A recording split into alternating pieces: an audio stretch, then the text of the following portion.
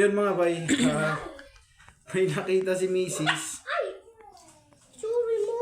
May nakita si Mrs. no sa TikTok na ano daw to, para dun sa maraming butas-butas yung mukha. O parang ganun tulad sa atin, napanood to ni Mrs. Mabisa daw to sa pagsarado o dun sa ano. Basta titisting natin kung anong resulta. Let's go. Stop. Ayun mga bay, ngayon nandito tayo sa CR kasi ang proseso daw nito, hilamos muna bago mag-apply nun. No? Siyempre, hilamos muna tayo.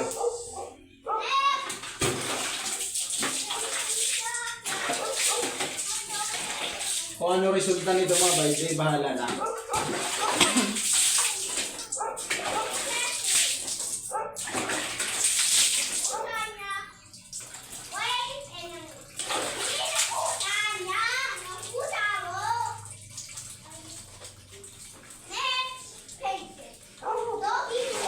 No, ang mahirap kasi 2 taong kang nag-Gojik. Mumipekto naman at pumuti kang kaunti. Hindi. Ang mahirap, 2 araw ka lang nag-outing, sunog ang resulta.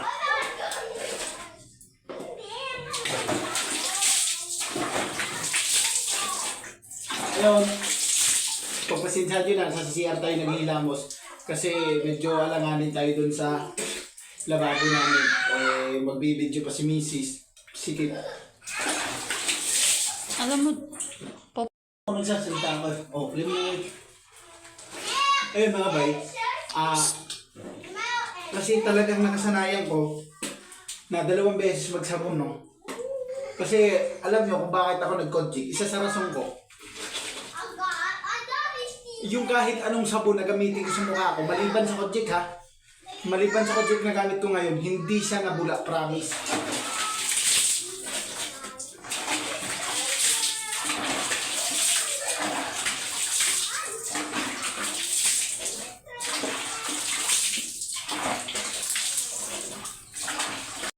Okay, ngayon mag-a-apply na tayo, no?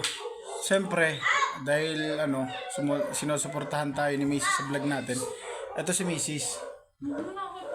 Ayaw niya daw magpakita. Ayun, sige. Lagyan mo na. Bahala na mga bay kung ano resulta nito. Pero maganda daw resulta nito. Marami daw ano.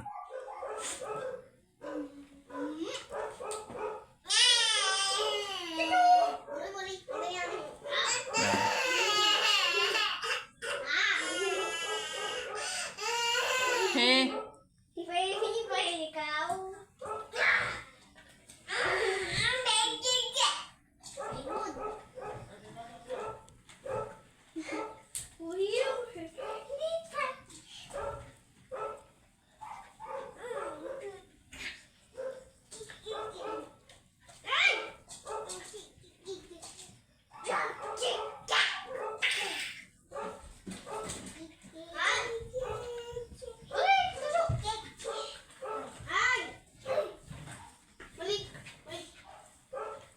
Mukha lang ba to?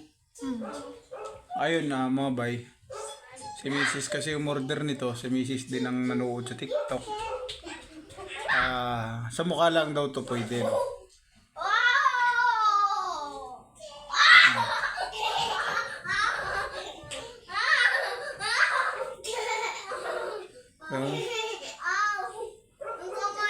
Oo na.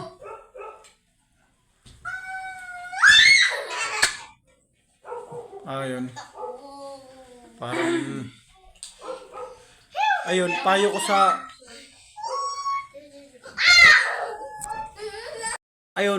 payo ko sa iba dyan, kung gusto nang gumamit, sumabay na kayo sa paggamit sa akin para sakaling ano man epekto, no? Marami tayo. Yun, thank you mga bay. Ka Francis ulit, no? Siyempre, sa susunod na araw, o darating na araw pa ang epekto nito. Thank you so much.